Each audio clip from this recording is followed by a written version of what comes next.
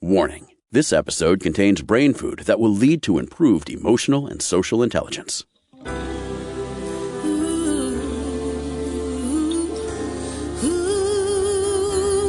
Give us 1 hour and we'll help you change the way you think about happiness.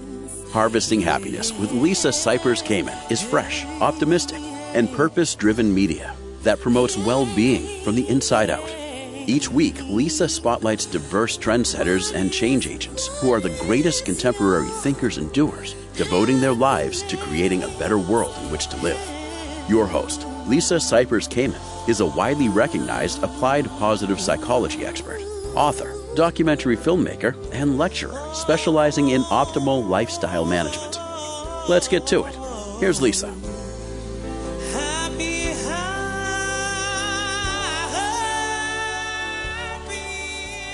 Good morning, good afternoon, and good evening, wherever you are. Thanks for joining us on today's show, where you will learn about raising the happiness bar and forging financial freedom for the world's workers in today's economy.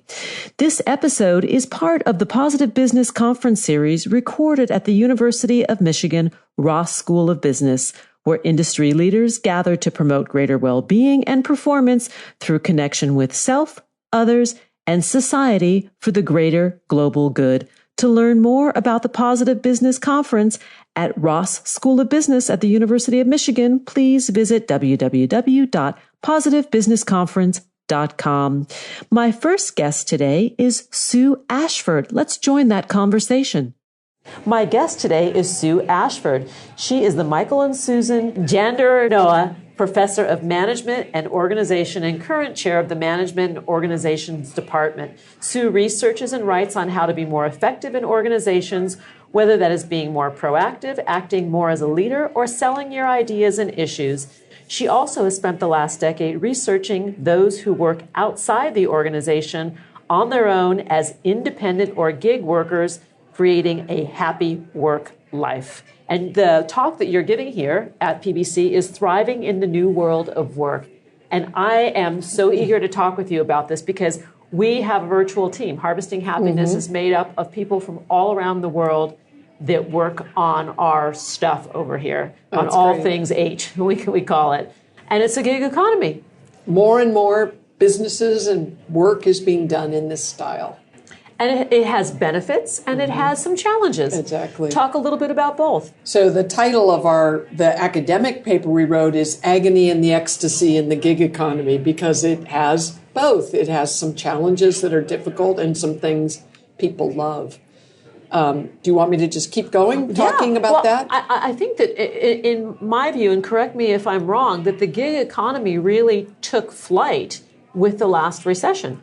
In 2008, 2009, when people were being laid off and they needed to find a way to take care of their families.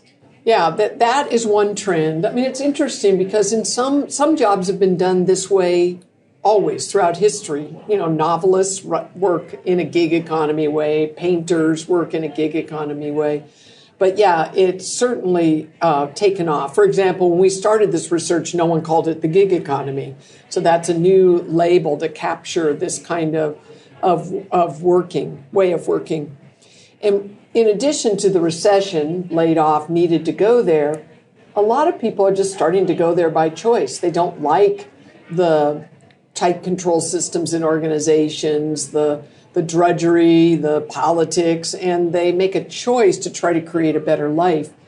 The other trend we're seeing is that millennials are really attracted to this kind of work. They look at their parents and say, I don't really want that lifestyle. Then they get their first jobs, and like many of their parents, they say, I don't really like working like this, but they have a way of doing it differently. So technological changes have really made a difference here. So now, I may have started in an organization or people my age and said, oh, this is drudgery. They didn't really have any choice. Now they can do work from home. They can start some sort of creative enterprise and support themselves, and so they are. Do meaningful work. I think we need to really qualify that people are doing really creative, neat things from their homes or from their backpacks. There are lots of suitcase entrepreneurs, that are digital nomads who are traveling and running businesses from their laptops. And I think that's amazing. Yeah, it is amazing and super exciting. When you talk to them, the creative energy they have is just astounding. And that's really the ecstasy part. Yes. You get to decide, you get to do it, you get to put yourself into the work, where sometimes in organizations you don't get to do that. The work is pretty defined and you just kind of do the thing you do. But here they get to make it their own. And that's the good part, which is it's personal to me. I have freedom. And most of the people we talk to say that in the studies we've done say they would never go back to a regular job in a regular organization. And many gig economy workers serve larger corporations. Yes. The companies are actually hiring these kinds of Right. workers because they can expand and contract with need. Correct. That's the other trend that kind of made this sort of happen on a much larger scale is companies are looking for any way they can to cut costs. And, this is the part where it's not a totally happy story at a societal level that this is happening because, these people are not given any benefits. They're struggling to find health care. They have no pension. So all that is happening as well. And that isn't all pretty. No. Some people feel that we've created a situation of exploitation. But I don't study that. We have a lot of labor economists who study that and sociologists. I literally want to get inside the heads of these people and really learn what it feels like to work in this manner. I was just talking to the moderator at the conference who now works in this manner as an independent consultant.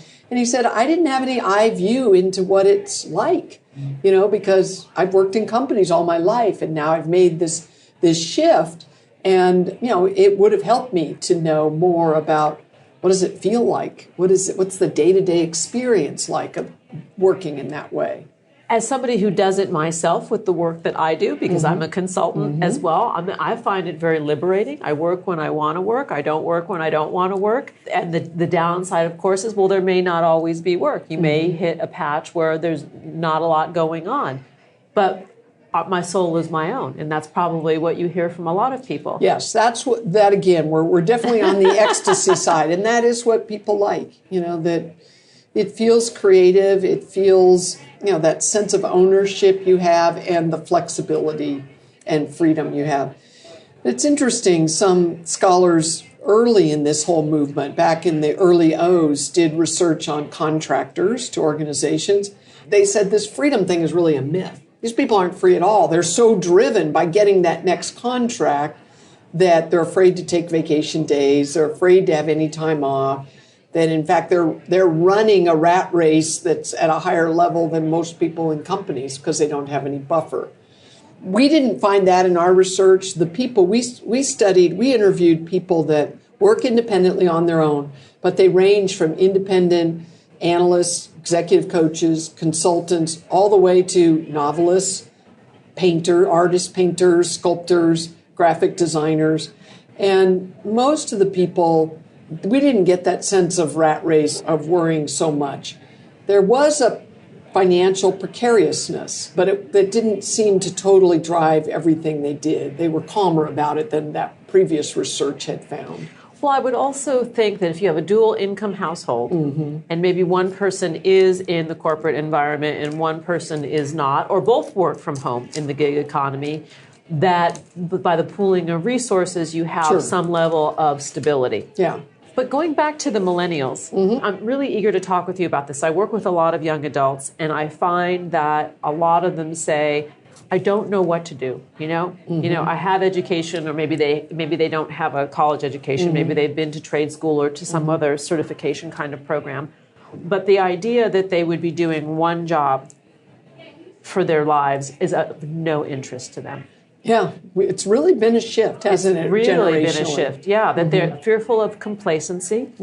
They're fearful of not finding happiness and having a sense of purpose, which I think is really a lot of what's going on at this conference. The Positive Business Conference is focusing a lot on this passion and purpose to our lives through our work. and being a maker. And that each one of us is a maker on some level. And I think the gig economy really speaks to that. Right. And that ideal that's expressed in that word maker is very attractive to this generation. Yes. That I am control and I am a creative self. And we see that in the people we interviewed in the studies we've done. And money is not the driving force. Well, they want to make money. They want to make money. They need to make money. What they don't want to do is they don't yet, I would say yet, I don't know if it'll change, they don't yet feel the drive for the lifestyle that their parents had necessarily. Buying a house, buying 2 cars, putting the kids in swim clubs and private schools.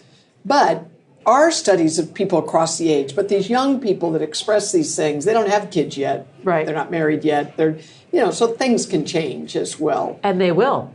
That's a guarantee. But I like that they're explorative. They're not saying, this is the pattern that I need to follow in order to be successful. And society is also loosening up a bit, of what we no longer think, failure to launch if you don't have, an investment banker job or some kind of banking job. We think, the kid's exploring some different pattern, different way of being with work. We're going to take a break, and when we come back, we'll continue the conversation with Sue Ashford. To learn more about her work, please visit the University of Michigan, and you can just search for Sue Ashford, because if I give you the website, it will be very long and you will forget about it. So it's Sue Ashford at the University of Michigan. On LinkedIn, you may find her at Sue-Ashford. We'll be right back, and we'll continue the conversation with Sue Ashford about thriving in the new world of work. Before we head out to the break, let's talk about feeling good.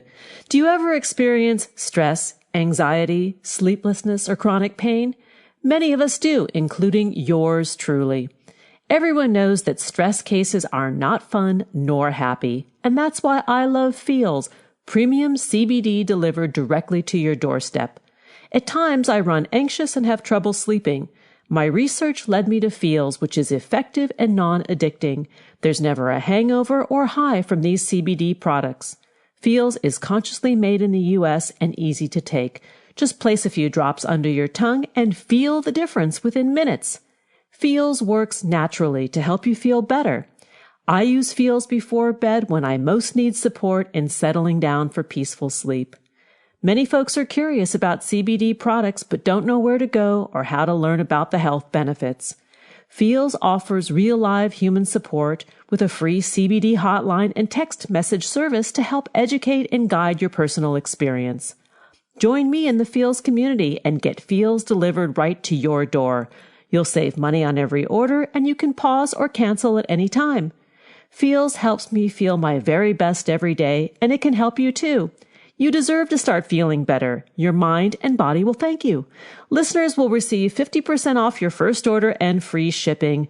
Visit feels.com/HH to become a member and automatically save 50% off your first order with free shipping. That's FEALS.com/HH.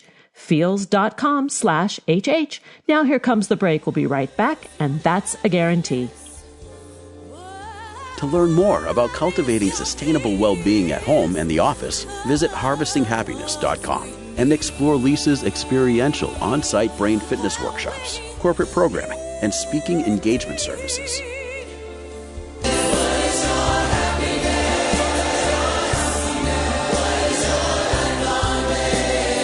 Welcome back to the show. We are talking about raising the happiness bar and forging financial freedom for the world's workers in today's economy. Let's return to the conversation with Sue Ashford, recorded at the Positive Business Conference at the University of Michigan Ross School of Business. We're talking about the gig economy and the research that she has done for the last 10 years on this gig economy demographic. So, Sue, tell us what it feels like to be a gig economy worker. Yeah, I think we covered one in the last segment, which is this sense of precariousness. But we talked mostly about financial precariousness. Another element is identity precariousness. Who am I? If you work in a company, that helps answer that question. But if you work in the gig economy, and you maybe do different things for different organizations, or you have work this month but nothing next month. Are you still that thing you're saying you are? And when you go home and talk about it over the Thanksgiving table and nobody understands what you're doing. What this gig thing is. What it is. Are you a musician? And why you're doing it. And is it just failure to launch or what? And that gives people a sense of identity precariousness. Who really am I as a worker that people in organizations don't need to struggle with? So that precariousness and then the personalization, which is their greatest source of joy. They get to put themselves into the work, but it also is a source of stress and ego injury because you don't have anyone else to blame if it goes wrong. You put yourself into the work and it's not succeeding. That's like a failure of you, not a failure of some higher up who told you to go in that direction. So it's personal, which has both this good and bad element. Well, in terms of development of character, I would think that this is a really good thing because when we're talking about emotional and social intelligence and having ownership and responsibility for our lives, what a fabulous way to learn it early on. I mean, Yes, it is. I mean, and some of the people were in that stage, but we have some people in our sample who are 60, and they've been working this way for 20 years. We're really interested in those people because they learn some strategies to make it work, and not everybody knows these strategies. And so what I try to do in my teaching now is talk to young people and say, if you want to go in this direction, that's great. Here's some things you should know from people who've been at it for a long time. And let's talk about these elements because there are 4 connections that you speak about that really are important to pay attention to and practice in order to, I think, live a holistic experience. We say it's a vital life, a life that has some vitality to it. And yes, through the study, we came up with these 4 connections that seemed to differentiate those who felt like their whole self was in the work and it felt vital, and ones that felt less of that. So the first is a connection to other people, figuring out some ways to deal with the aloneness of this work. Because if you're sitting there in your studio apartment or your very nice house, if you're farther along in your career, all alone every day, after a while, that starts to become problematic. So sometimes people need other people for reassurance, just sort of you're going in the right direction, keep going, you can do it. And other times, the other people serve the function of emboldening them, inviting them to be more daring, inviting them to really go for a bigger thing. And when you're on your own, those kinds of comments and affirmation, that really helps people. Another person also serves as a deadline. I have to talk to my agent, editor, fellow coach, next week. So I've got to get my act together. The accountability partnership. Exactly. Yes, that's very effective. Yes. My own experience. Yes. But, launching the experiment, you talk about, that's what Rich Sheridan in Menlo Innovation says, right? That you have an idea for something new and not to limit yourself in the greatness, but go launch the experiment. Go try it out. Go try it out. And sometimes we need that support and encouragement to do so. And if we're alone in our sweats in our house, we're maybe less apt to do that. Yeah, and we can do it often. Yes. But not always. And that's where the other people come in. I mean, the people that go into this kind of work are pretty good self-managers because that's the only management there is going to be. And but everybody has needs. Everybody is human. So This is just a human need. The second one is connection to place. So the people we talk to, the gig workers, they didn't go to an office. They didn't go to a joint studio if they were artists. And most of them didn't go to co-working spaces. And I think it's because that hadn't really caught on as a thing until very recently. But they were very thoughtful about how they set up wherever it was they did their work. An artist said, when I come into my studio, it tells me who I am, what I'm doing, what I'm trying to say. And so if your identity feels precarious, you set up your space to reinforce, I am a high-powered strategy consultant. I am a painter hoping to make a difference to the next generation. And so space really mattered to people. Interesting. I'm very partial to my own space. Of course, everybody is. But the idea of really having that sort of established work environment, even if you're fluid and mobile. Yes.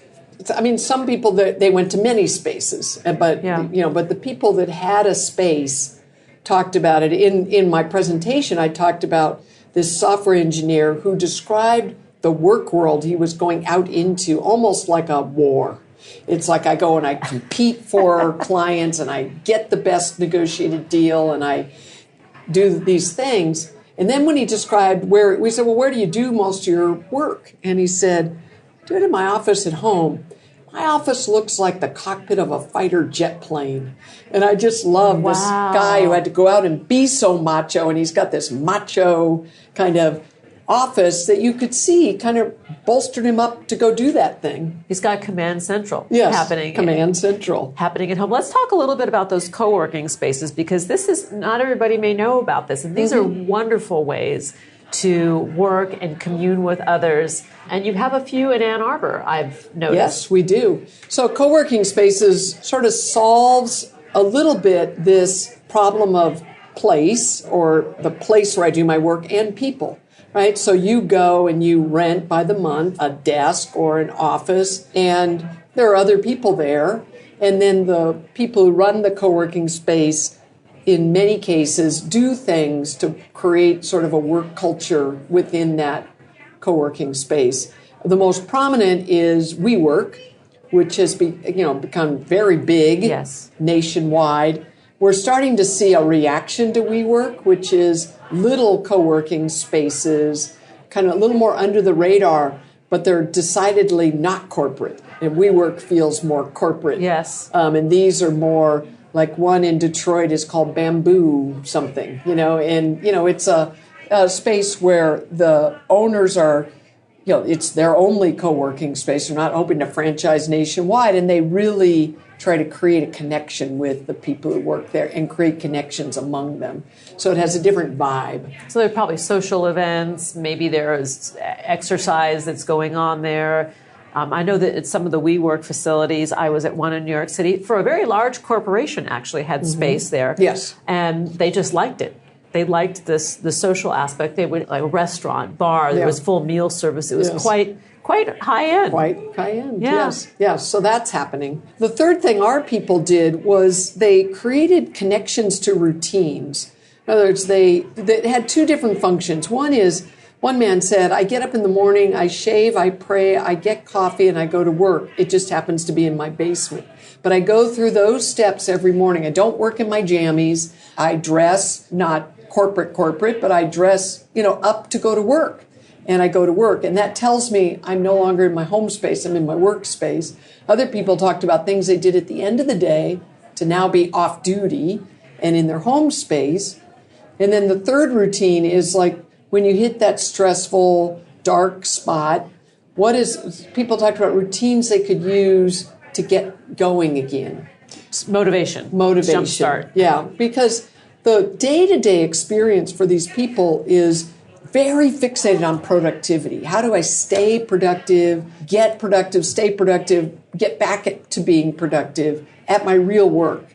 Because people can get drawn off into the admin work that supports, because they have to do the marketing and billing and collecting as well as the creating. But those can be, easier. So you get drawn off doing those instead of doing the creating, which is more stressful.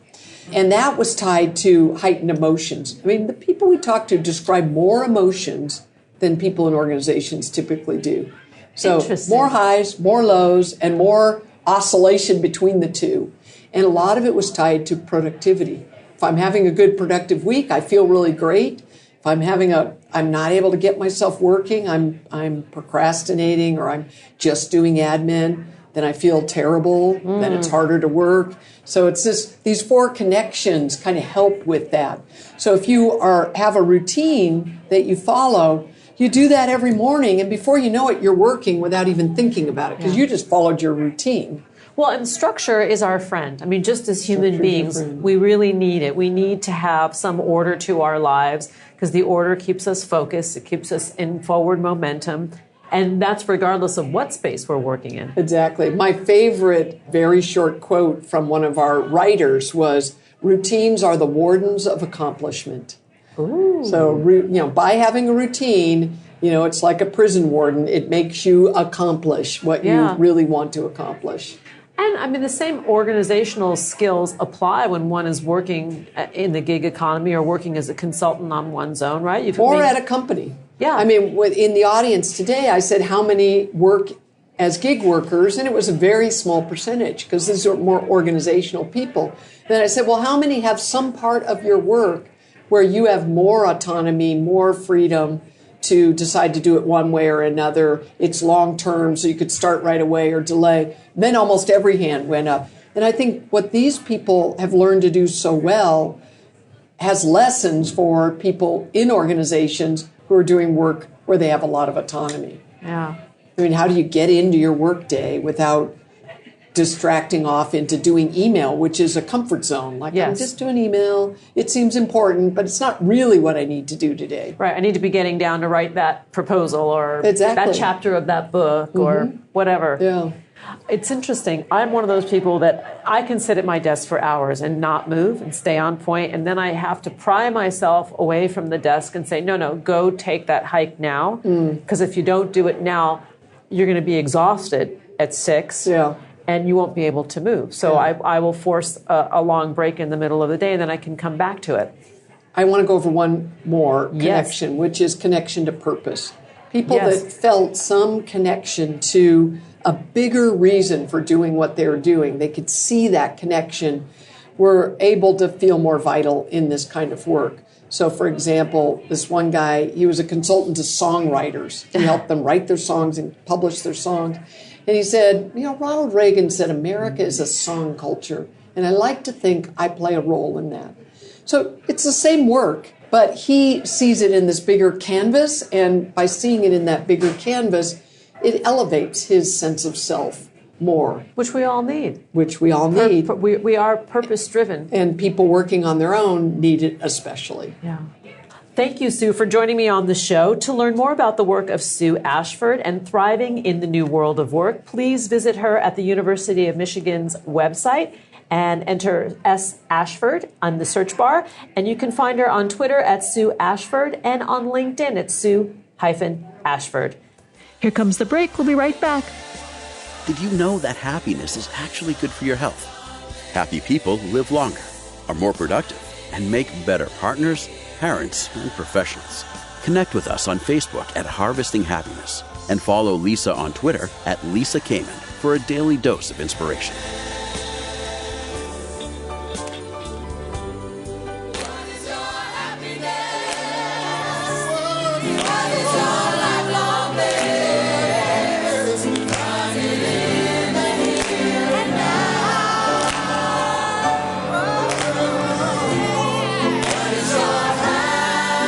Welcome back to today's show. If you're just joining us now, we are talking about raising the happiness bar and forging financial freedom for the world's workers in today's economy. My next guest is Ach Advaryu, and this episode was recorded at the Positive Business Conference at the University of Michigan Ross School of Business, where industry leaders gather to promote well-being and performance. To learn more, visit positivebusinessconference.com. Let's rejoin that conversation.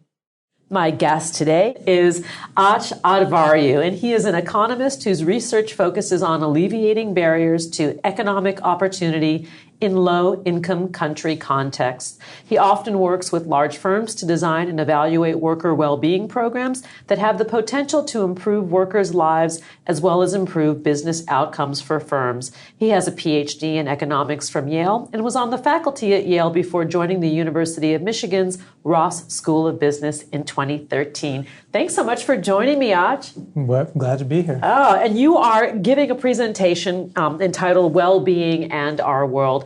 And I'd love for you to talk about the importance of well-being for all, the equality of well-being. Absolutely. So my work as a development economist focuses on the lowest strata of society in terms of income.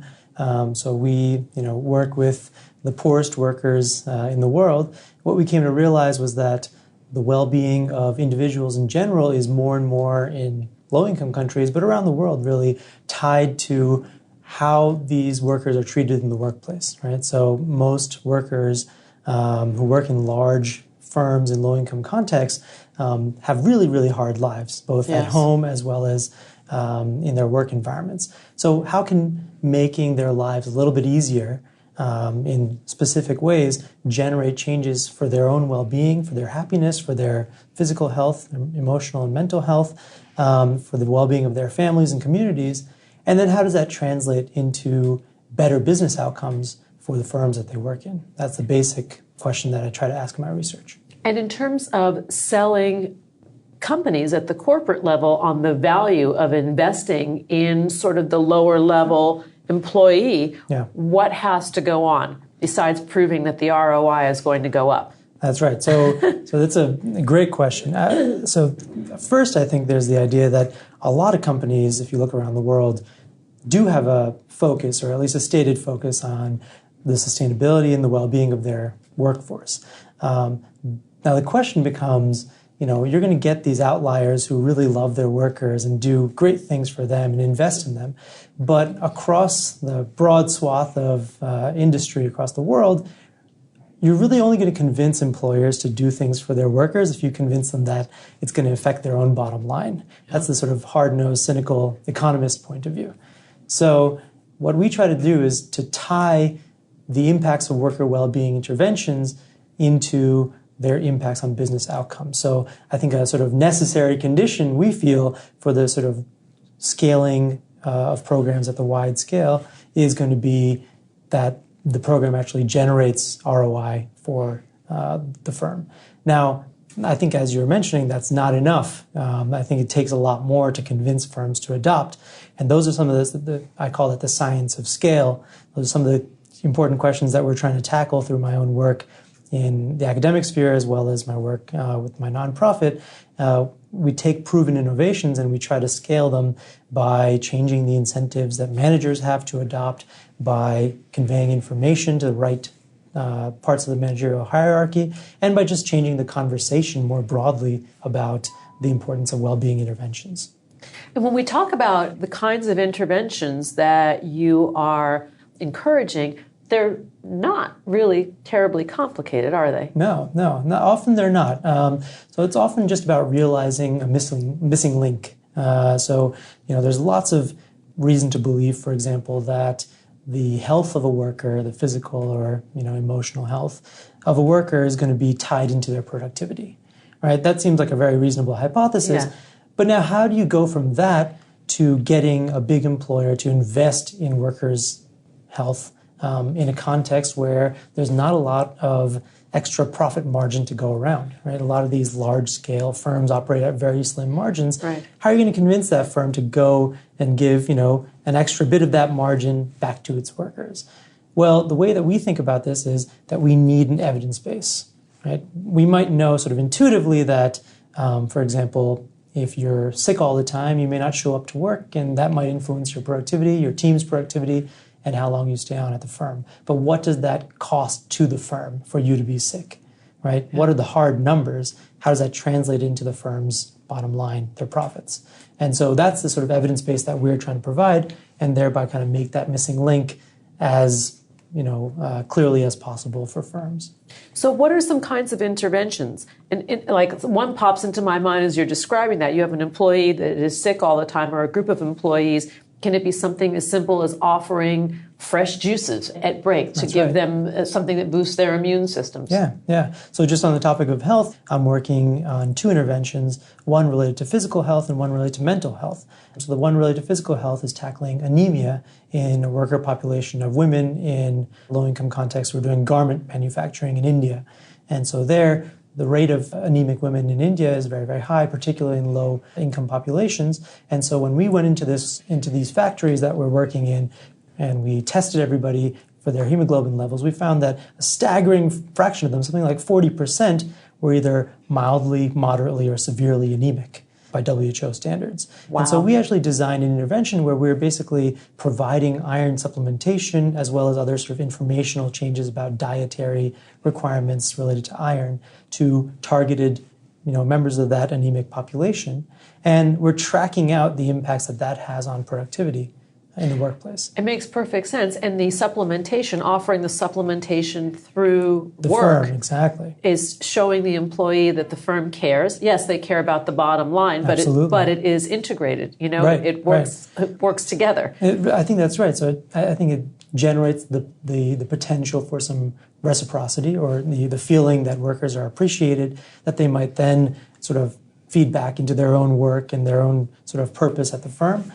It also makes things easier, just logistically, because it turns out that a lot of interventions, if you deliver them in the workplace, it's much easier to do that than telling a worker to go to a free or subsidized clinic outside the workplace when she doesn't have time. She's got to get home to her kids, got to cook dinner, all that stuff. So this kind of makes it, low cost, and also potentially generates that reciprocity that we'd like to leverage.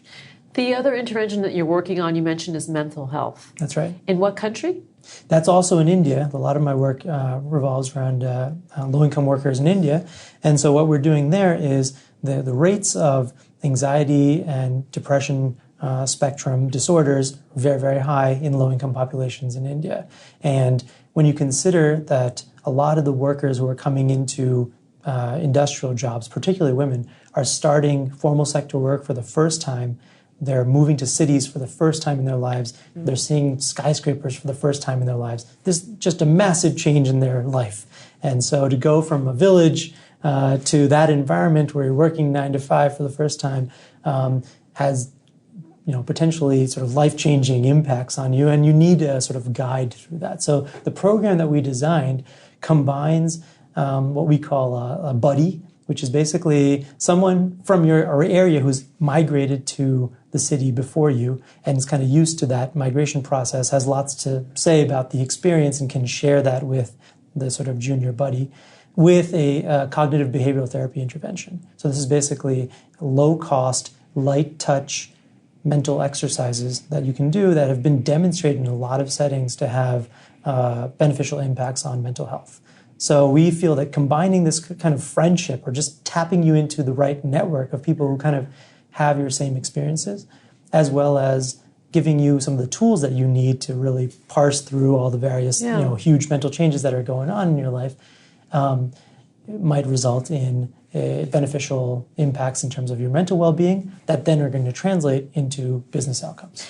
It's interesting. What I hear you saying is that it's minimizing isolation, that through peer mentorship and these cognitive behavioral interventions, that they are making one feel less alone. Absolutely. Which makes me think of some research that Robert Biswas-Diener did. I don't know if you know his work. He's a positive psychologist. He's Ed Diener's son. Okay. And he was researching construction workers in India that had come from the small villages. And they were being housed in apartments. Well, they were not used to living in apartments, and they were really depressed. The employer thought, oh, we're giving them accommodation. This is a good thing. We're trying to help them. And what he witnessed as these groups of construction workers would rather sleep in the streets together, because they could sit and talk at night and sort of be very clannish or tribal, and they felt more connected and more happy. That's fascinating. I thought that was pretty fascinating. Yeah. This research he did about 15 years ago. No, that's absolutely, so this just speaks to the idea that one, the transition is just momentous, and so huge. It's incredible what these workers go through to actually find formal employment in the city. The second thing is, I think, people's happiness is very context specific. And I heard the same anecdotes coming out of female garment workers that we've worked with. Similar, right? Who are coming from villages who said, hey, I sleep outside every night. I have, the whole sky is my sort of like ceiling, and I'm going from that to a tiny little bedroom. So it is a huge, dramatic change. And the employer thinking that they're doing a good job to accommodate, and it's a miss. Right, exactly. That's right. And I think that's what speaks to the importance of that link that we're trying to create, that basically, the general idea that, say, mental health is tied into productivity, nobody's going to dispute that. I think that's, seems very intuitive. But actually generating the types of interventions that will create improvements in mental health that then result in productivity changes, that's the key sort of nitty-gritty work that needs to be done to basically generate widespread adoption and kind of and wellness change in the conversation. Yeah. And simple things like sleep hygiene, right? People they arrive to the city from a rural environment, their sleep might be disrupted, Absolutely. which may cause Absolutely. depression. Yeah. I have a colleague who is actually working with us on this loneliness study with migrants, who's done some other work related to sleep deficiency and productivity, and finding really clear results there that if you improve the sleep conditions for people who are living in city environments where it's super noisy and there's lots of pollution and there's lots of different factors that are making their sleep not that great, if you change that in even small ways, you can generate pretty remarkable changes in productivity. So I absolutely agree that these tiny changes sometimes actually pay off. Or the factory worker who is kept inside and gets no daylight, and they become vitamin D deficient. That's right. And their immune system suffers from lack of vitamin C. They've no exposure to nature whatsoever. And that tiny little intervention of giving them a few minutes outside remarkably improves mood and performance. Right. No, absolutely. That's right. So there's a million, little things we might imagine like that contribute to make a sort of generally more holistically better workplace environment. So can we kind of add these pieces of evidence up and say, look, here's the package of stuff that you really need in this context? And then how is it deployed within the company?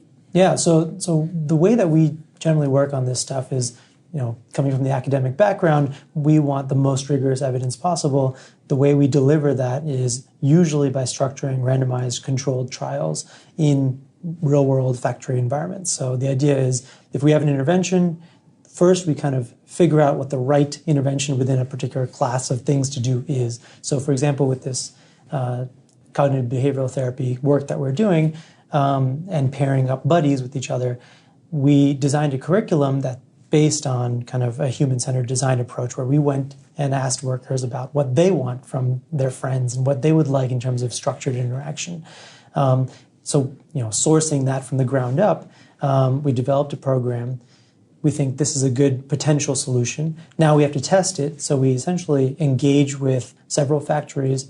We randomize people into the program on a trial basis, and we offer them the program. They go through the program, and we track a variety of different outcomes that relate both to their well-being as well as using administrative data from the firm to their productivity and workplace outcomes. And then we can evaluate differences between people who were treated and people who were not treated as part of the trial. Do you do any research in the States, like with migrant workers or the agricultural community? No, so currently we're focusing on low-income contexts, sort of quite heavily working in India, surrounding countries. We're starting some work in Latin America because Latin American workers and large firms face very similar issues. But these problems are universal, essentially. Yeah. I mean, if you look as close as the Detroit area to, the auto workers and factory workers that are making the majority of the U.S.'s automobiles, you see a lot of the same patterns and problems that you do in India. And so how do we take some of those lessons and convert them into an auto plant in Dearborn? That's something that we're sort of exploring here at the University of Michigan. Although an auto worker in Dearborn is making significantly more Absolutely. than a factory worker in India.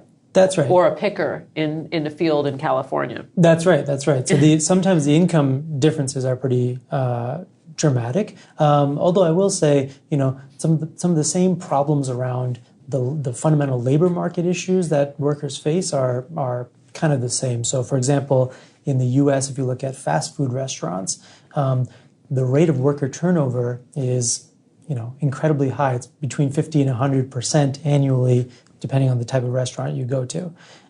So, these restaurants these chains are kind of turning over their workers, the entirety of their workforce per year, effectively. How expensive is that? Incredibly expensive for the firm. Yeah. It's also, as you might imagine, incredibly sort of an uncertain environment for the worker. So if I'm not sure where I'm going to be from day to day, and I don't know who my employer is, and there's the cost of looking for work in between, that just makes for a bad equilibrium. So how can we change that a little bit?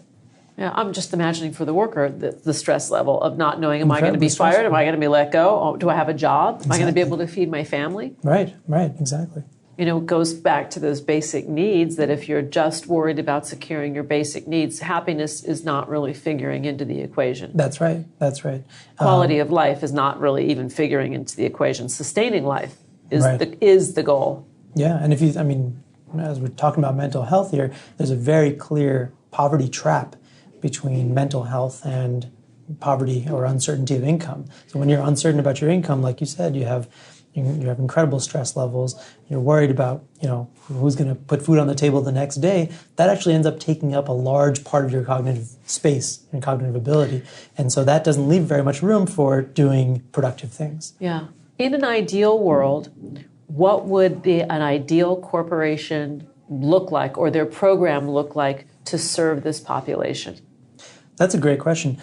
So I think there's a lot of things that firms can do, and obviously, as we've been discussing, what specific programs are recommended for a particular context are going to vary, right, based on the worker population, based on what kind of work the firm does, and what the specific problems are. So I won't comment on specifics, but I'll say the ideal is essentially a firm that understands at every level of the hierarchy that investing in low-income workers, but just generally all workers, has dividends for them, right? So that basically the incentives are fully aligned to invest in your workforce. Just like if a machine was broken on your factory floor, you're not just going to let it sit there and be broken, you're going to find the right parts and fix it.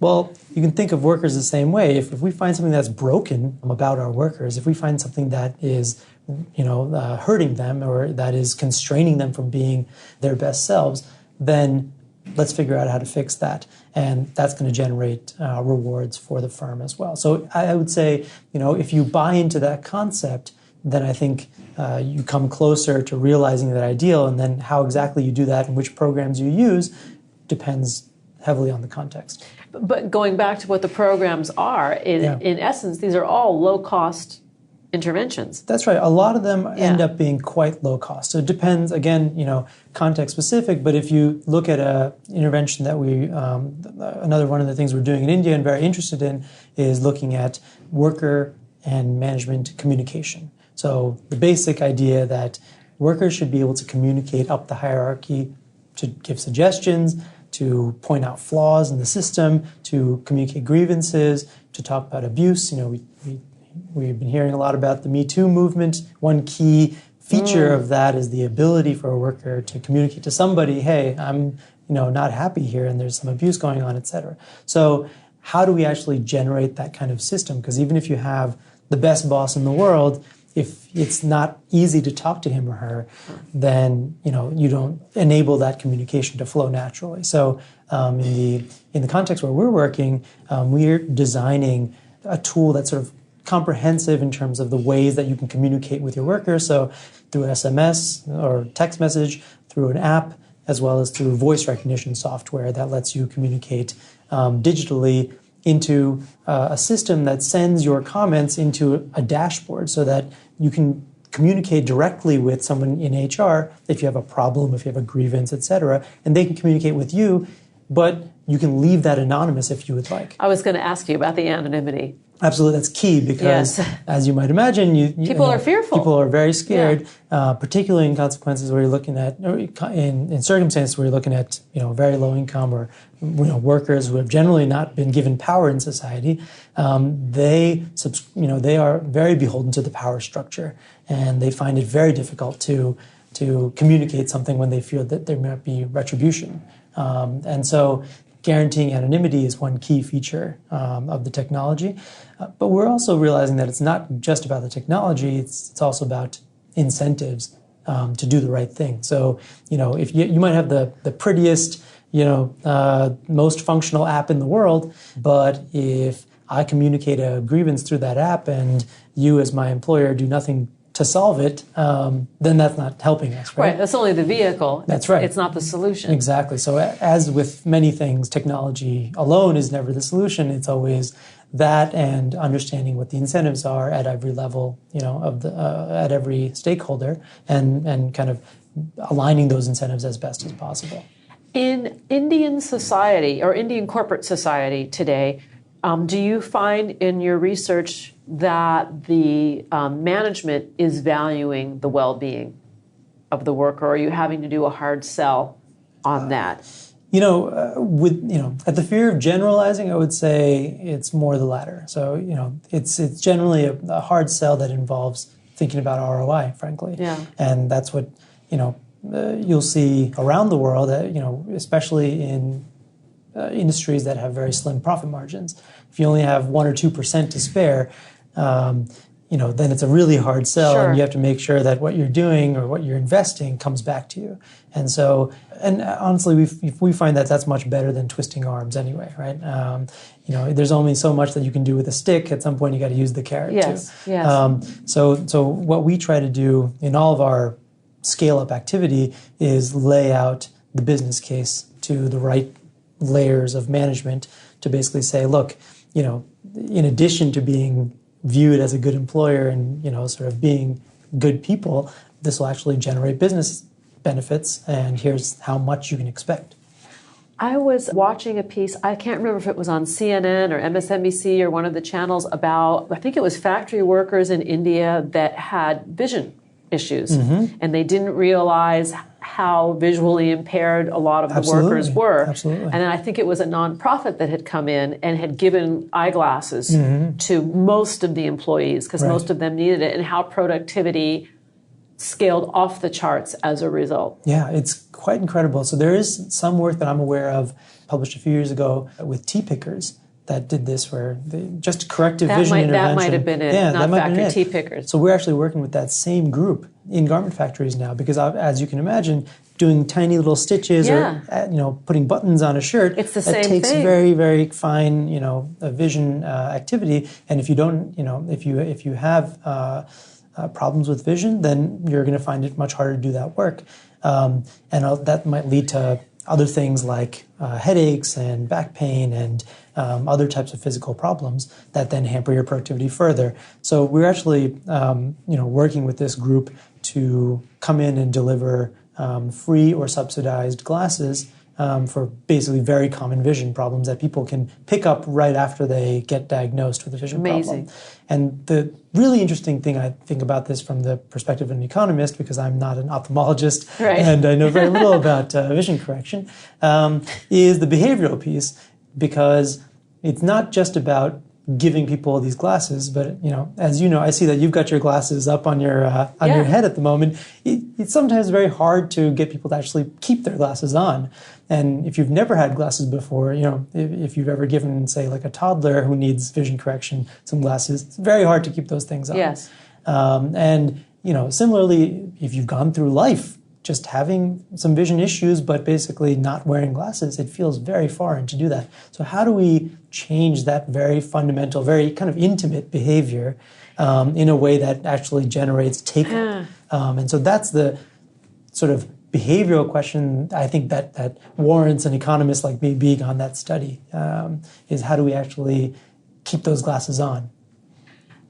Well, I mean, and the images that were shown in this piece were women in particular that were like, oh my goodness, I never knew it looked like this. Right. I never thought I could see this clearly. And the elevation of mood and attitude, which is the psychological component as a result of this fairly They're all simple. linked up, exactly. And so this sort of workplace well-being and wholeness and wellness is integrally tied to the cycle. That's right. Yeah, I think that's one of the key channels through which a lot of our interventions operate. We're going to take that break, and when we come back, we're going to continue the conversation with Ach Advaryu. To learn more, please visit his website at www.achadvaryu.com and www.goodbusinesslab.org, and on Twitter at Ach Advaryu. Here comes the break. We'll be right back, and that is a promise. Who says money can't buy happiness? Whether you are a skeptic or seeker, check out Lisa's new book. Are we happy yet? 8 Keys to Unlocking a Joyful Life, a boot camp manual for greater emotional fitness, is available at Barnes & Noble, Amazon, IndieBound, and HarvestingHappiness.com. Here's a truth bomb. Emotions are contagious, and happiness is a universally desired state. But we tend to forget that we all have the freedom to be happy or the liberty to be miserable each day, regardless of external circumstances. Explore the journey of human happiness, how to find it and keep it, with Lisa's documentary film, H Factor. Where is your heart? Visit harvestinghappiness.com to learn more.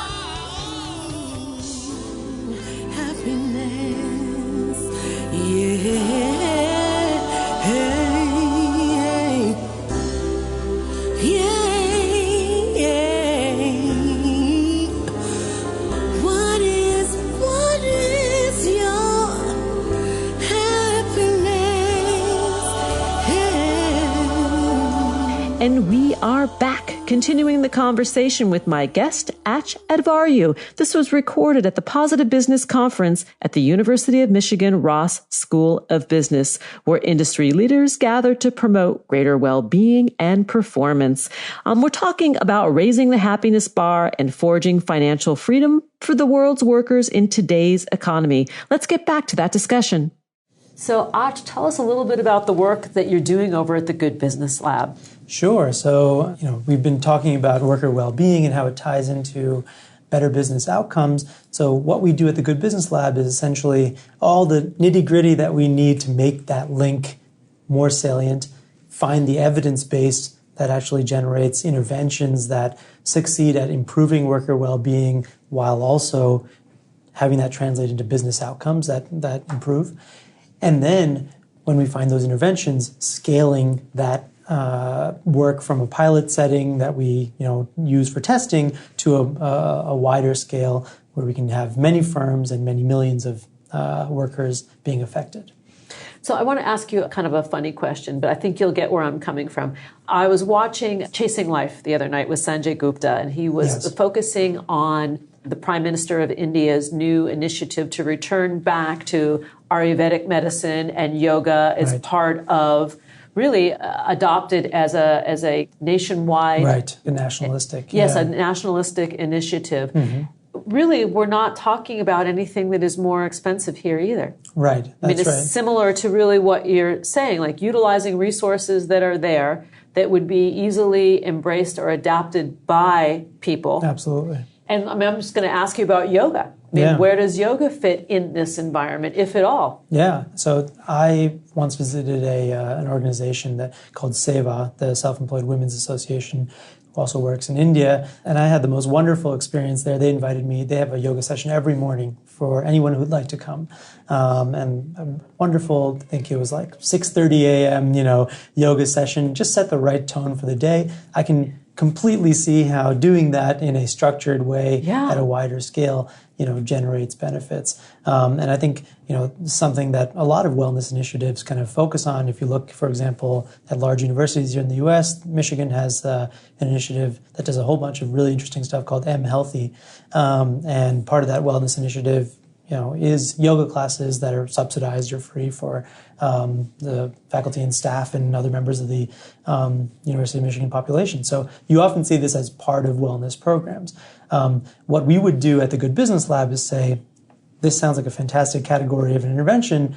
Let's see what actual measurable benefits you can actually accrue by providing that service in a particular setting, and then match that up to data on how well these individuals are doing in their sort of productive lives. Yeah, because I think bringing a yoga teacher to a factory in India is probably not very expensive. Right. Yeah. And the return on that in terms of the health and well-being and mental health also, physical and mental health of the employees would scale up. Absolutely. I think there's a lot of discussion now here in the U.S. about mindfulness and mindfulness training, which factors very heavily into a lot of yoga practice. And, indeed is, if you look at the cognitive behavioral therapy stuff we were talking about previously, mindfulness is very, very linked into there. And the mental exercises that you end up doing as this light touch cognitive behavioral therapy often involve mindfulness, often involve remembering things that are good about your life and taking some time out to sort of zoom out from your day-to-day stressors. And that ends up having a measurable impact that's been demonstrated time and time again in that literature in the academic world. So I would not doubt for a second that yoga has some salubrious benefits. One area that I'm really excited that we're working on in the Good Business Lab relates to the broader kind of Me Too movement and its kind of impacts across the world, but in particular, starting in the U.S., I think you're starting to see some of this also crop up in India. It has still to make its way to a lot of countries, but really the basic idea here is very much related to the basic hypothesis that we evaluate over and over again in various interventions in the Good Business Lab, which is basically that if you have managers that treat employees poorly, right, and that might mean various things, but if your supervisor treats you poorly on a daily basis, if you don't like interacting with that person, if you come to work afraid or uncertain in some way about how that interaction is going to go, then you're obviously going to be less productive. Yeah. You're going to be less happy being at that firm. You're going to be more likely to leave. There's that old adage that says that you don't quit your job, you quit your boss. And I think that that's very, very true. And so there's a clear link here between sort of the well-being of frontline workers, particularly women, and the conduct and the kind of expectations that are set, and the skills that managers have to deal with interpersonal relationships and communication. And so that's one area that I've focused on over the last couple of years at Good Business Lab and in my own research, is basically structuring programs that deliver these skills in a palatable way to male supervisors. That was my next question about people in supervisory roles, most likely males who may have little to no training in emotional and social intelligence or communication skills. Yeah. They only know one way. Exactly. A heavy-handed way. That's right. And I think that there are certain norms around this that get cultural very norms. Deeply inculcated. Exactly. Yeah. We asked. So we've designed a variety of different programs that target female workers, that also target male supervisors. Turns out that if you talk to these supervisors, one, it's about tools. So there's often very little toolkit there to be able to say, my employee is flustered or is tired today or is upset about something. How do I deal with that? The only way that they know to deal with it is to yell at them and tell them to get in line and move past it. So how do we give supervisors the right tools to handle that communication? But then it also went deeper than that. It's basically the tools to handle their own stress as well, because the stress kind of comes downstream, right, from layers of the hierarchy above them. And so if I'm telling you as the, guy in charge of the factory that you're going to have to deliver 300 units by the end of the day, then you're going to be very stressed out and you're going to take that stress out on your workers. How do you actually recognize that this is making me stressed? How should I regulate this stress? How should I deal with it and put it in a part of my brain that lets me then interact with my employees in a way that doesn't sort of filter that stress through? So giving that toolkit is incredibly important because it lets the manager see, hey, this is the product of stress. When I'm yelling at my employees, it's not that I'm upset with them. I'm upset that I am stressed and I'm dealing with the situation. So I think that those were the main features of the training that we delivered. But actually, it is about sort of broader cultural change in a way, because when we talk to women who are going through this, so their supervisors were going through this program, and we were talking to them in the middle of the program to sort of get anecdotally some evidence on, how is it going? What are your supervisors doing right or wrong, et cetera. And then we, of course, surveyed them on this stuff very rigorously afterward. But when we talked to them about this, one interesting thing we heard in the beginning of the program was, my supervisor, it's weird. It's like he's given up. He's stopped yelling at us, and I feel like he doesn't want us to be productive. So the sort of, the idea that if you're not yelling at your employee, you don't care. You don't care. You're just thrown in the towel, or you're not being as productive as you could, is so inculcated in this environment that even the sort of the victim, here in this setting is like, who doesn't like it, but doubts it when it goes away. Exactly, that's right, and that took some time to change. That's interesting. Yeah, and if you look at people's perceptions, this is one of the reasons culturally why there are very few women supervisors in this setting, is because if you look at, when we ask women workers whether women could be supervisors, because actually it turns out in the setting that we're doing this study in, 80% of the frontline workers are women and 95% of the supervisors are men. Oh. So there's basically no career ladder there. So we asked them, what's preventing people from graduating up and becoming supervisor, and they said, a woman's too soft, and she wouldn't be able to yell at workers and really get production done in the way that a man can. And so that basic perception that you need to be managing a certain way to actually get work done is what needs to be broken in that setting. And so that's what we're trying to do by inculcating this program and by measuring its consequences and communicating those impacts back to workers.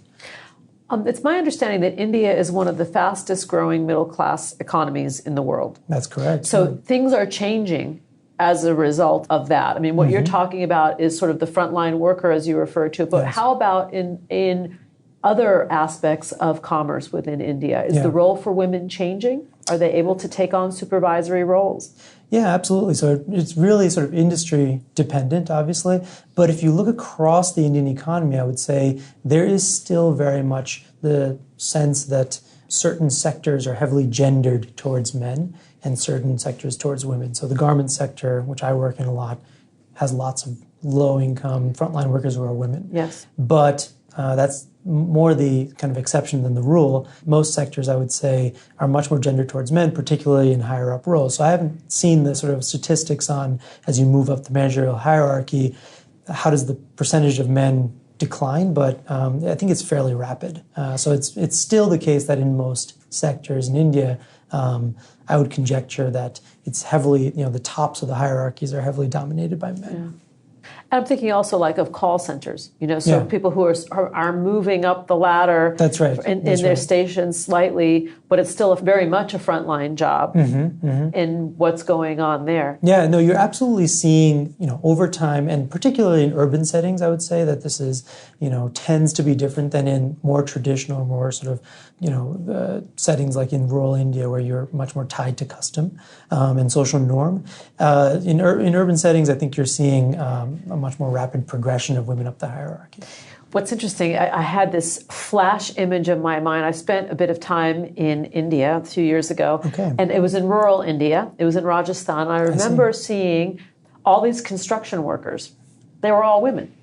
Yeah. The guys were sitting there smoking cigarettes, and the women were schlepping the stuff. I know. And I was like, what? That's a really fast, so you're absolutely right. And this is actually true across, if you look at the macro trends as well, construction is actually one of the fastest growing industries for women.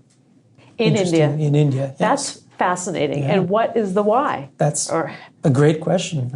Someone should study that for sure. Because there's heavy lifting involved. Absolutely. These are it's physical labor. Physical labor. They're petite, but yet they are carrying very heavy loads on their heads, on their backs.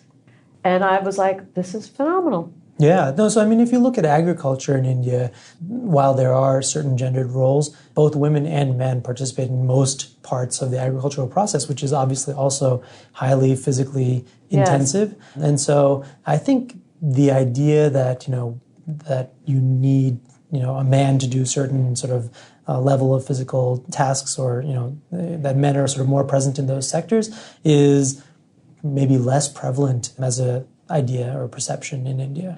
Well, it seems very much in that way equal opportunity. That's right. If you can work, we'll give you the work. Yeah, we'll give you the work. Exactly.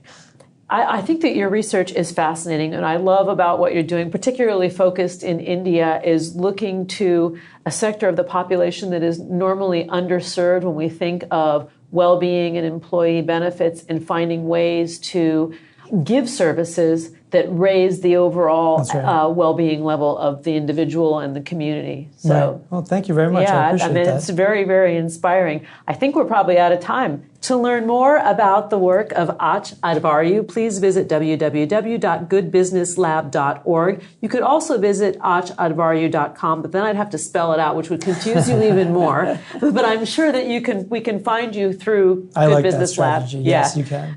.org, and on Twitter at Ach Advaryu. and on Instagram, which I didn't cite earlier, at Ach Advaryu. Thanks for joining me again on the show, and congratulations on your talk, Wellbeing and Our World. I appreciate it. Thank you.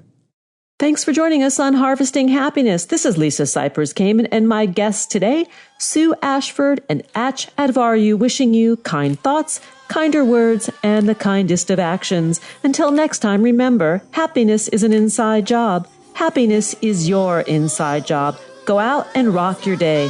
To learn more about the Positive Business Conference at the University of Michigan Ross School of Business, visit www.positivebusinessconference.com.